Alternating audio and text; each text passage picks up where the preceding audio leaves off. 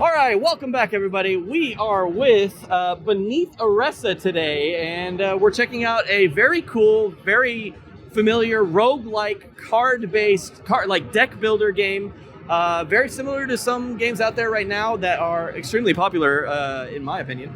But let's check out and talk about kind of what it's all about and where it kind of was inspired from, and kind of how it plays. So welcome, thank you very much. What's your name? So I'm Liz Mack. I'm with the development team here of Broken Spear Inc. Beneath Oresa is our very first game, so we're super excited.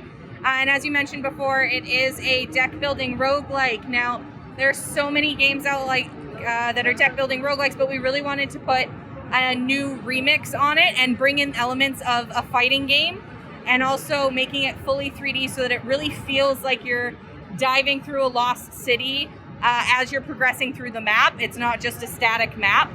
And also bringing in elements of tactical fighting and using cards wisely.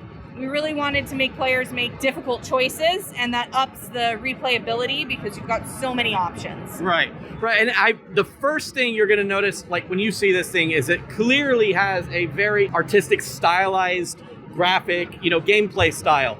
But you can also see just like a hint of stuff like, let's say, Slay the Spire, a very inspirational game out there. But they take those things and make them its own. And as you said, more like a fighting game. You can see almost like a one-to-one, like here's the attacker, here's the enemy. And then there's a very smooth transition between attacks and when your card flows and stuff like that. What kind of stuff do you plan on implementing, such as like bosses and stuff like that, into the game that really kind of turn into the next level? Yeah, so we just released the demo on Tuesday on Steam, and that gives players a little look at what the first chapter is going to be like. So sort of a little formulaic based on other rogue building deck likes. There's 3 chapters in the game, 3 areas and environments, each with its own mini boss and then a final boss at the end. So as you get deeper and deeper beneath Oresa, you get to see different environments, different enemies, and really feel like you're going beneath a sunken city. With a card builder like this, it's kind of come to be expected by this time that, there's like upgrades to cards, or, there might be some kind of system that makes it replayable. What brings the replayability into this game?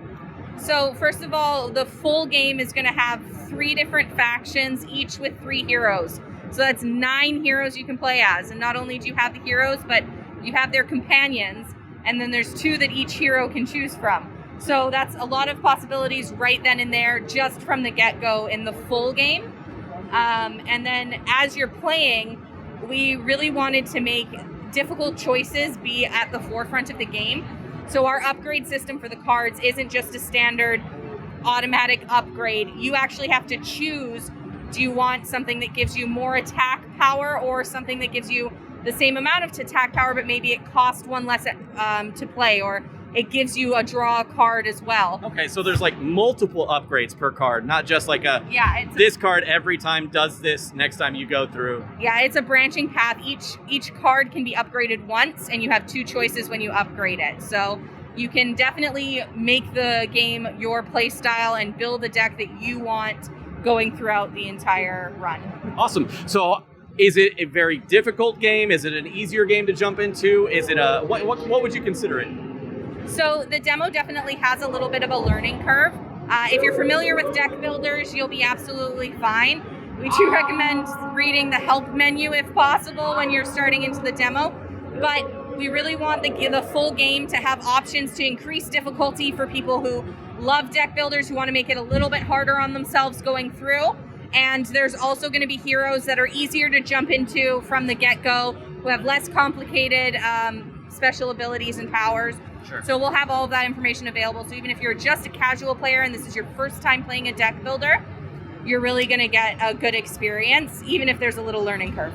Well, I'll tell you what, aesthetically speaking, this game looks incredible. The gameplay is super smooth. As you can see, the animations themselves going through different attacks and everything are awesome.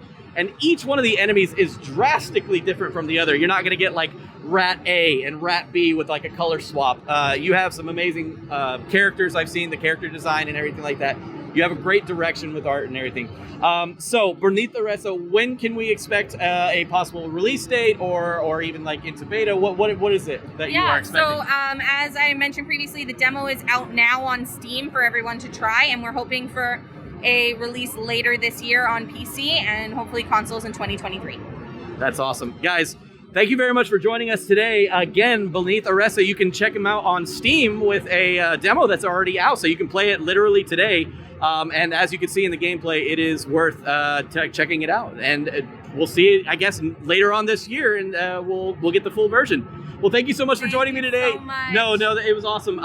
Join us next time. We're going to go ahead and reach out and see some more games and everything like that. We'll see you all later. Bye. Keep being your best selves.